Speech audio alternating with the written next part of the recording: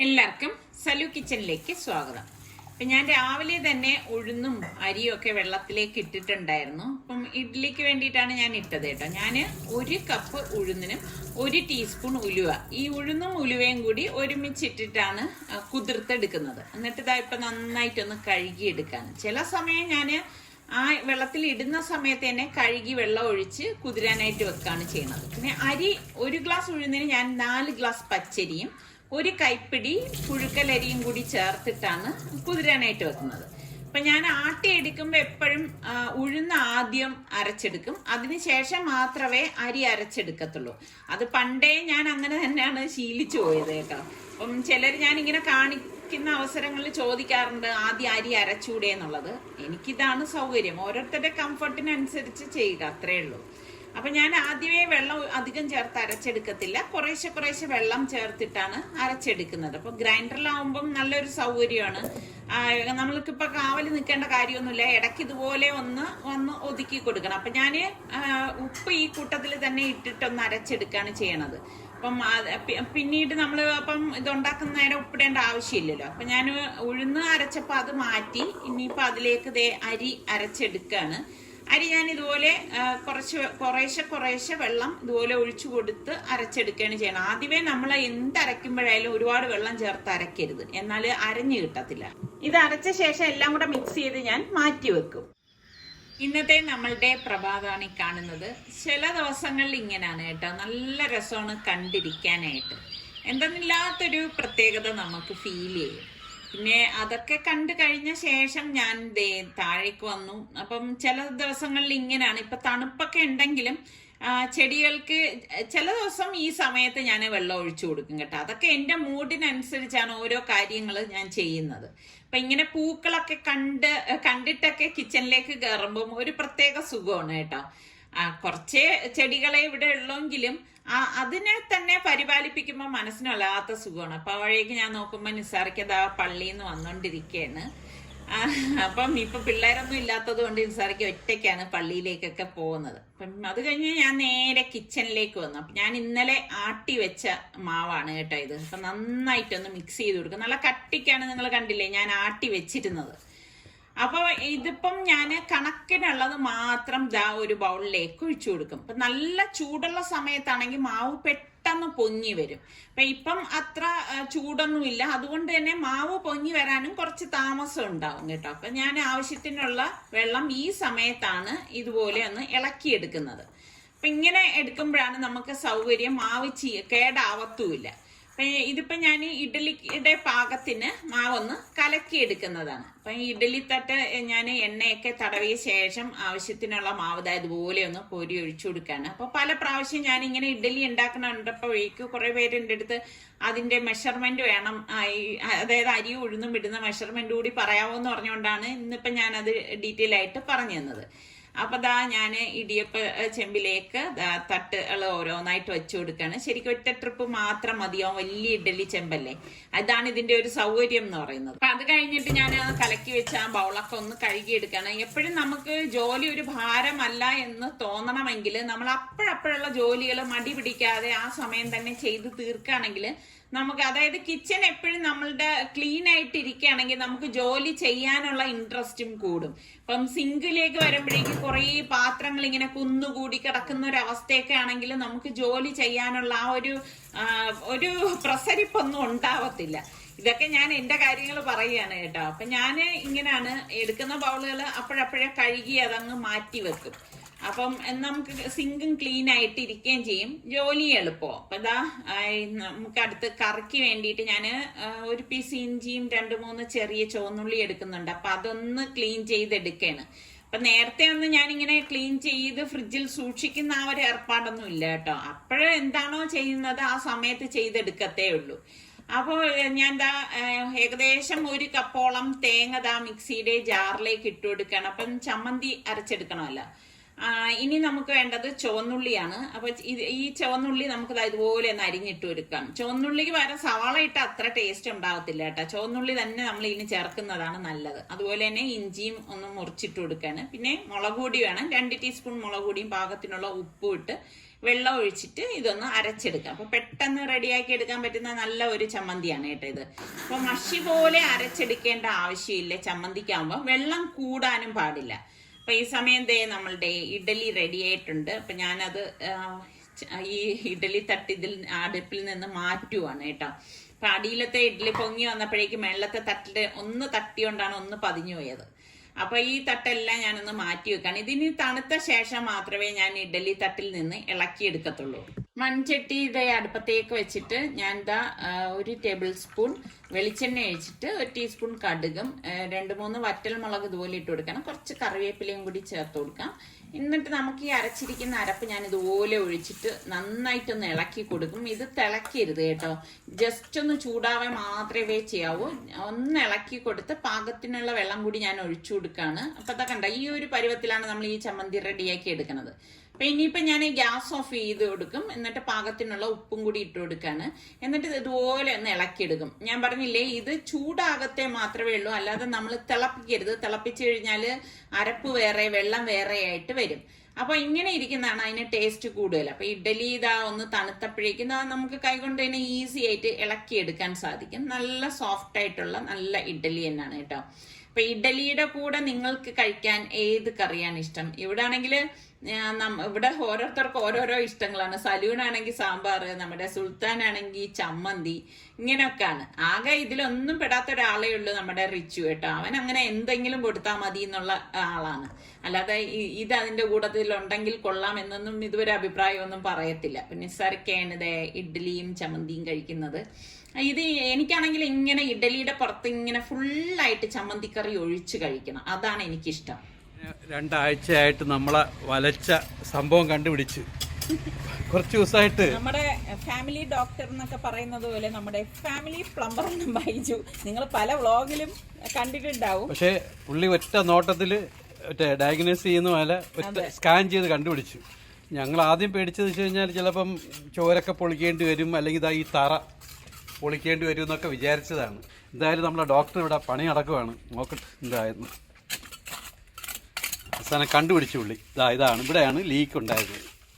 കുറച്ച് ദിവസമായിട്ട് നമ്മൾ ടാങ്ക് നമ്മൾ അടയ്ക്കും, അല്ല ഫുള്ളാക്കും, പിന്നെ ഉടൻ തന്നെ അവിടെ ക്യാമറമാൻ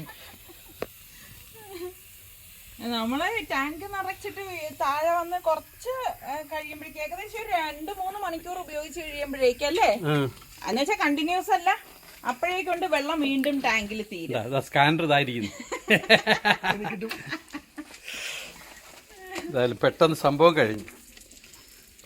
കള്ളനെ കണ്ടുപിടിച്ച്. ഇവിടെയാണ് സംഭവം.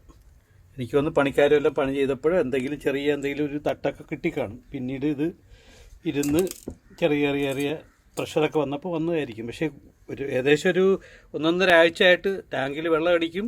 2 മണിക്കൂർ 3 മണിക്കൂർ കഴിയുമ്പോൾ അങ്ങ് പോകുമായിരുന്നു. അപ്പം എന്തായാലും കണ്ടുപിടിച്ചു നമ്മളെ ഫാമിലി ഡോക്ടർ. എന്തായാലും ബൈജു വന്നതുകൊണ്ട് കാര്യങ്ങളെല്ലാം എളുപ്പമായി. കാരണം നമ്മള് ഈ ഒരാഴ്ച കൊണ്ട് ബൈജുവിനെ വിളിച്ച് കാര്യങ്ങൾ പറഞ്ഞപ്പോഴേക്ക് ഓരോ വാൽവ് അടയ്ക്കാനും ഓരോന്ന് തുറക്കാനും അങ്ങനെ നോക്കാനും ഒക്കെ പറഞ്ഞിട്ടുണ്ടായിരുന്നു. നമ്മളതെല്ലാം ചെയ്ത്, പക്ഷെ എന്നിട്ടും ഇങ്ങനെ ടാങ്കിൽ വെള്ളം നിൽക്കുന്നില്ല എന്ന് കണ്ടപ്പം ആകെ ഒരു അങ്കലാപ്പായി. അങ്ങനെയാണ് പുള്ളിക്കാരൻ വന്നത്. എന്തായാലും ഇപ്പൊ കണ്ടുപിടിച്ച് അത് ശരിയാക്കിയപ്പോ തന്നെ വലിയൊരു ആശ്വാസം. ഇപ്പം ഫസ്റ്റ് വന്നിട്ട് അവിടെ തന്നെ ബൈജു കുഴിച്ച് നോക്കായിരുന്നു. കാരണം ഞാൻ എല്ലാ ബാത്റൂമിലും ഇപ്പൊ ക്ലോസറ്റിലായാലും ബാക്കിയുള്ള അകത്തുള്ള പൈപ്പുകളെല്ലാം ചെക്ക് ചെയ്തപ്പോൾ എവിടെയും ലീക്കിന്റെ യാതൊരു ഇതുമില്ല. അപ്പോൾ സത്യം പറഞ്ഞ് ഭയങ്കര വിഷമമായി പോയി കേട്ടോ. കാരണം അവിടെ ഇപ്പൊ ഈ സ്ഥലത്ത് പൊളിച്ചെടുത്ത് അല്ലായിരുന്നു എന്നുണ്ടെങ്കിൽ ഇപ്പൊ ഇതിലേ പൈപ്പ് പോകുന്നുണ്ട്. അപ്പൊ ഇതെത്രയും പൊളിക്കേണ്ടി വന്നേനായിരുന്നു. അപ്പൊ പൊളിക്കേണ്ടി വന്നിട്ട് അപ്പുറത്തെ സൈഡിലേക്ക് കൂടെ നോക്കേണ്ടി വന്നേനായിരുന്നു. എന്തായാലും പടച്ചവൻ കാത്തെന്ന് പറഞ്ഞാൽ മതി. ബൈജു ഫസ്റ്റ് വന്ന് അവിടെ പൊളിച്ചപ്പോ തന്നെ ലീക്ക് അവിടെ നിന്നാണെന്ന് മനസ്സിലായി. ഇത് ഇങ്ങനെ നമ്മൾ ഈ കല്ല് പാകിയിട്ടുണ്ടെങ്കിലും കോൺക്രീറ്റ് ചെയ്തിട്ടില്ല, അതുകൊണ്ടാണ് രക്ഷയായത് കേട്ടോ. കാരണം ഈ ലീക്ക് വന്നപ്പോഴേക്ക് വെള്ളം ഭൂമിക്ക് അടിയിലേക്ക് പൊയ്ക്കൊണ്ടിരിക്കുകയായിരുന്നു. അപ്പം അത് രക്ഷയായതെന്ന് പറയാൻ കാര്യം കുത്തിപ്പൊളിക്കേണ്ടിയൊന്നും വന്നില്ല. കോൺക്രീറ്റ് ചെയ്തെങ്കിൽ നമ്മൾ കുത്തിപ്പൊളിക്കേണ്ടി വന്നേനല്ല. ഇതിപ്പോ ആ കല്ലുകൾ മാറ്റുമ്പോ തന്നെ സംഭവം കണ്ടുപിടിച്ച് ഭയങ്കര ഒരു ആശ്വാസം തോന്നുന്നു കേട്ടോ. ഇന്ന് ലഞ്ചിന് വേണ്ടിയിട്ട് ഞാൻ വ്യത്യസ്തമായിട്ടുള്ള ഒരു കറിയാണ് ഉണ്ടാക്കുന്നത്. അപ്പോൾ ഒരു പാനിലേക്ക് നമുക്ക് 2 ടീസ്പൂൺ വെളിച്ചെണ്ണ ഒഴിച്ചിട്ട് ഒരു 6-7 വറ്റൽ മുളകും ഒരു 5-6 വെളുത്തുള്ളി അല്ലിയും അതുപോലെ തന്നെ പകുതി സവോള അല്ലികളായിട്ട് അടർത്തിയെടുത്തതാണ്. പിന്നെ 1/2 ടേബിൾ സ്പൂൺ കുരുമുളകും 1/2 ടേബിൾ സ്പൂൺ മല്ലി, മുഴുവനെയുള്ള മല്ലിയും കൂടി ഇട്ടിട്ട് ഇതാ ഒന്ന് റോസ്റ്റ് ചെയ്തെടുക്കും. അപ്പൊ ഫ്ലെയിം കുറച്ച് വെച്ചിട്ട് വേണം നമ്മളിത് ഒന്ന് റോസ്റ്റ് ചെയ്തെടുക്കാനായിട്ട്. അതിനുശേഷം നമുക്ക് മിക്സിയുടെ ജാറിലേക്ക് ഞാനിവിടെ 1/2 കപ്പോളം തേങ്ങ എടുത്തിട്ടുണ്ട്. അപ്പൊ തേങ്ങയുടെ അളവ് കൂടണ്ട കേട്ടോ, കൂടിക്കഴിഞ്ഞാൽ അത്ര ടേസ്റ്റ് ഉണ്ടാകത്തില്ല. പിന്നെ നമ്മൾ ഈ വഴറ്റി വെച്ചിരിക്കുന്ന ആ സംഭവം ഉണ്ടല്ലോ, അത് എല്ലാം നമുക്ക് ഈ മിക്സിയുടെ ജാറിലേക്ക് ഇട്ട് കൊടുക്കാം. ഇതോടൊപ്പം തന്നെ നെല്ലിക്ക വലിപ്പത്തില് പിഴുപുളിയും 1 ടീസ്പൂൺ മുളക് പൊടിയും 1/2 ടീസ്പൂൺ മഞ്ഞൾപ്പൊടിയും പാകത്തിനുള്ള ഉപ്പും പിന്നെ കണക്കിനുള്ള വെള്ളം, തേങ്ങ നെകക്കെയുള്ള വെള്ളമാണ് ഞാൻ ഒഴിച്ചു കൊടുത്തിരിക്കുന്നത്. എന്നിട്ട് ഇതൊന്ന് അടിച്ചെടുക്കണം. അടിച്ചെടുക്കുമ്പം ഒരുപാട് മഷി പോലെ അടിച്ചെടുക്കേണ്ട ആവശ്യമില്ല കേട്ടോ. അങ്ങനെ ചെയ്ത് കഴിഞ്ഞാൽ കറി അത്ര നന്നാവത്തില്ല. അപ്പൊ ഞാൻ എന്താ ഇവിടെ അടിച്ചെടുത്തിട്ടുണ്ട്. അപ്പൊ മൺചട്ടിയിലേക്ക് നമുക്ക് ഈ അരപ്പ് ഇതുപോലെ ഇട്ട് കൊടുക്കണം. ഇട്ട് കൊടുത്ത ശേഷം നമുക്ക് ഇനി ഇതിലേക്ക് പാകത്തിനുള്ള വെള്ളം ഒഴിച്ചു കൊടുക്കണം. അപ്പൊ എപ്പോഴും നമ്മൾ ഉണ്ടാക്കുന്നതിൽ നിന്നും കുറച്ച് വ്യത്യസ്തമായിട്ടുള്ള ഒരു അടിപൊളി കറി തന്നെയാണ് കേട്ടോ ഇത്. അപ്പൊ ഇതുപോലെ ഒന്ന് വെള്ളം ഒഴിച്ച് അതിലെ അരപ്പ് കട്ടയായിട്ടുണ്ടെങ്കിൽ അതെല്ലാം ഒന്ന് ഉടച്ചു കൊടുത്തേക്കണം. അപ്പം ഇതുകൊണ്ടാണ് ഞാൻ പറഞ്ഞത് ഒരുപാട് അരപ്പ് വരരുത്. ഒരുപാട് അരപ്പിട്ട് കറി വെച്ച് കഴിഞ്ഞാൽ ഒരു പുഡിങ് പോലെയൊക്കെ ഇരിക്കും കേട്ടോ. അപ്പൊ അരപ്പ് എപ്പോഴും കുറവേ ആവാവും. ഇതിലേക്ക് ഞാൻ 2 പച്ചമുളക് കീറിയതും കൂടി ഇട്ട് കൊടുത്തിട്ട് ഒന്ന് ഇളക്കി കൊടുക്കാണ്. ഇളക്കി കൊടുത്ത ശേഷം ഇതിൽ മെയിൻ ആയിട്ട് ഞാൻ ചേർക്കുന്നത് കണ്ടോ, കത്തിരിക്കയാണ്. ഇങ്ങനെ നിങ്ങൾ ആരെങ്കിലും ഇതുപോലെ കറി വെച്ചിട്ടുണ്ടെങ്കിൽ പറയണം കേട്ടോ. ശരിക്ക് നമ്മൾ കറി കഴിക്കുമ്പോൾ കത്തിരിക്കയാണെന്നൊന്നും പറയത്തേ ഇല്ല കേട്ടോ. കത്തിരിക്ക ഇതുപോലെ കട്ട് ചെയ്തെടുത്ത ശേഷം നമ്മൾ ഈ മാങ്ങയൊക്കെ കട്ട് ചെയ്തിടത്തില്ലേ നീളത്തിന്, അതേ ഷേപ്പിൽ ഇതുപോലെ നീളത്തിനൊന്ന് കട്ട് ചെയ്തിട്ട് കൊടുക്കണം. അപ്പൊ നമ്മൾ വീട്ടിലുള്ളവരെടുത്ത് നമ്മൾ ഇതിലേക്ക് കത്തിരിക്ക ചേർത്തു എന്നൊന്നും പറയാൻ പോണ്ട. അവർ കഴിക്കുമ്പോ കണ്ടുപിടിക്കണമെങ്കിൽ കണ്ടുപിടിച്ചോട്ടെ, അല്ലെങ്കിൽ അവർ വിചാരിക്കും മാങ്ങയാണെന്ന്. പിന്നെ ചെമ്മീനാണ് ഞാൻ കഴുകി വൃത്തിയാക്കി വെച്ചിരിക്കുന്നത്. ഒരു 8-10 ചെമ്മീൻ വരും കേട്ടോ. അപ്പൊ അത് വൃത്തിയാക്കിയത് ഇതിലേക്ക് ഇട്ട് കൊടുക്കാണ്. അപ്പം അടിപൊളി കറിയാണ് ബ്രിഞ്ചാളും ചെമ്മീനും കൂടിയുള്ളത്. പിന്നെ ഒരു തക്കാളി, ഞാൻ ചെറിയ തക്കാളിയാണ് കേട്ടോ, ഇതുപോലെ ഒന്ന് കട്ട് ചെയ്തിട്ട് കൊടുക്കാണ്. അപ്പൊ ഇത്രയാണ് നമ്മളുടെ ഈ ഒരു മീൻകറിയുടെ കൂട്ടെന്ന് പറയുന്നത്. ഇതിന്റെ അരപ്പിനും വ്യത്യസ്തമായിട്ടുള്ള ഒരു രുചിയാണ്, ഇതിൽ ചേർത്തിരിക്കുന്നതും വ്യത്യസ്തമായിട്ടുള്ള ഒരു ഐറ്റമാണ്.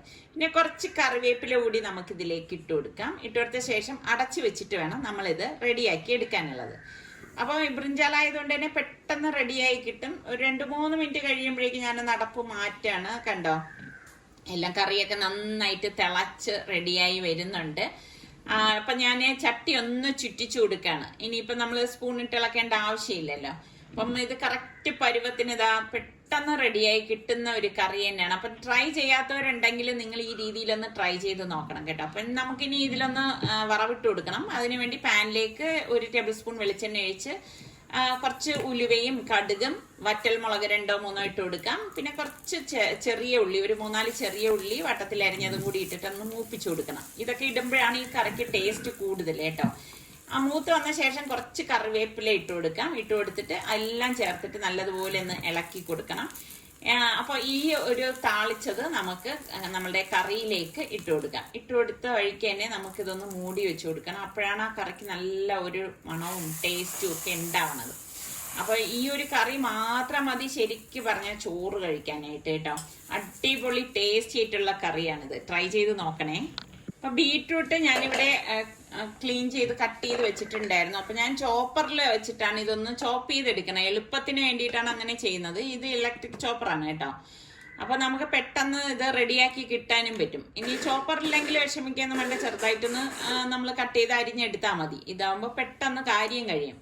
അപ്പൊ പാനിലേക്ക് ഞാൻ വെളിച്ചെണ്ണ തന്നെ 2 ടേബിൾ സ്പൂൺ ഒഴിച്ചു കൊടുത്തിട്ട് കടുകിട്ട് പൊട്ടിച്ചു കൊടുക്കാണ്. പിന്നെ വറ്റൽമുളക് 2-3 വറ്റൽമുളക് ഇതുപോലെ ഇട്ട് കൊടുക്കും. പിന്നെ കുറച്ചധികം കറിവേപ്പില ഞാൻ ചേർത്ത് കൊടുക്കുന്നുണ്ട് കേട്ടോ. ഇനി നമുക്ക് ഈ കട്ട് ചെയ്ത് വെച്ചിരിക്കുന്ന ബീട്രൂട്ട് ഇതിലേക്ക് ഇട്ട് കൊടുക്കാം. അപ്പം ഇതുകൊണ്ടാണ് ഞാൻ പറഞ്ഞത് എളുപ്പത്തിന് നമുക്ക് റെഡിയാക്കി എടുക്കാൻ പറ്റും. അപ്പൊ ബീട്രൂട്ടും പെട്ടെന്ന് വേകുന്ന ഒരു വെജിറ്റബിൾ ആണ്. അപ്പൊ അത് അതുപോലെ ഒന്ന് ഇളക്കി കൊടുക്കണം.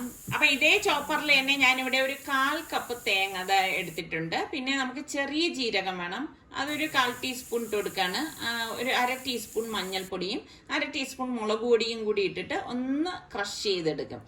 ജസ്റ്റ് ഒന്ന് ക്രഷ് ചെയ്ത് എടുക്കത്തേ ഉള്ളൂ കേട്ടോ. ഒരുപാട് ഇത് അരച്ചെടുക്കുകയൊന്നുമില്ല. അപ്പൊ ഇത്രയേ ഉള്ളൂ ഇതിന്റെ സംഭവം എന്ന് പറയുന്നത്. അപ്പൊ നമ്മളുടെ ബീട്രൂട്ട് കണ്ടോ പാകത്തിന് വെന്ത് വന്നിട്ടുണ്ട്. അപ്പൊ ഞാൻ ഇടയ്ക്കിടയ്ക്ക് ഇളക്കി കൊടുത്തിട്ടുണ്ടായിരുന്നു. അപ്പൊ നമ്മൾ ഈ അരച്ചു വെച്ചിരിക്കുന്ന അരപ്പും ഇതിലേക്കിട്ട് പാകത്തിനുള്ള ഉപ്പും ഇട്ടിട്ട് ഒന്ന് മൂടി വെക്കും. ഒരു 2 മിനിറ്റിന് ശേഷം അടപ്പ് മാറ്റിയിട്ടൊന്ന് ഇളക്കിയെടുക്കാം. അപ്പോൾ നമ്മളുടെ തോരനും റെഡി ആയിട്ടുണ്ട്. അപ്പൊ ഇതാണ് നമ്മളുടെ ഇന്നത്തെ ലഞ്ച് എന്ന് പറയുന്നത്. അപ്പൊ നിങ്ങൾക്ക് എല്ലാവർക്കും ഇന്നത്തെ നമ്മളുടെ ബ്രേക്ക്ഫാസ്റ്റും ലഞ്ച് റെസിപ്പിയും ഒക്കെ ഇഷ്ടമായെന്ന് വിശ്വസിക്കുന്നു.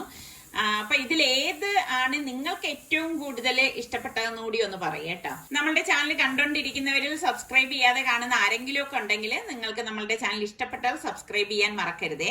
അടുത്ത നല്ല റെസിപ്പിയുമായി വരുന്നത് വരെ എല്ലാവർക്കും ബൈ.